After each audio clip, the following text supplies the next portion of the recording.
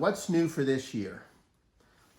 This is the jig we made. It's called an SRB1. It's for making spinner rings. It's also for flaring tubing or a band if you want to make it into a comfort band.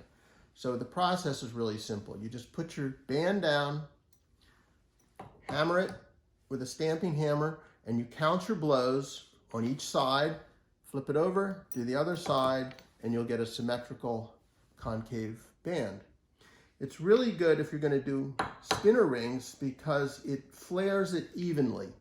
And what you do is slide your unit on, hammer it on the other side, and it spins. So it's a really good concept. The inner band or the outer band can also be textured, and you do that before you flare it.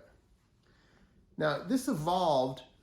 First, we made it in nylon, and that didn't really work because the nylon was cut on the edge of the band and it wasn't hard enough.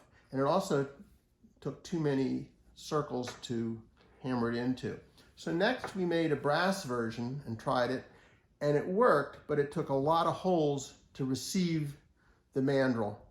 So by shortening the curve, we were able to reduce the number of holes that were needed down to 2, and it gave you a really nice curve. The brass obviously is not hard enough. So we made it in stainless steel. Works really well. You can also use it for doing an inner band on a ring which has an outer band, and it can be kind of funky and it's quite light. So it makes a hollow ring with a comfort band, the interior.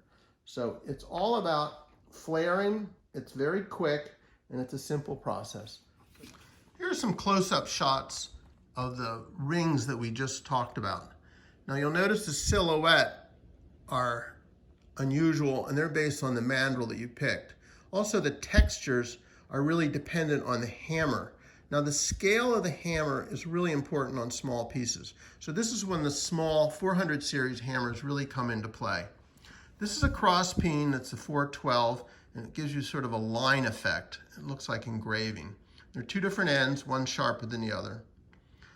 The embossing hammer is the 405, and it gives you a small pebble texture. And it's interesting in that you have two different ends, so they're slightly different scale.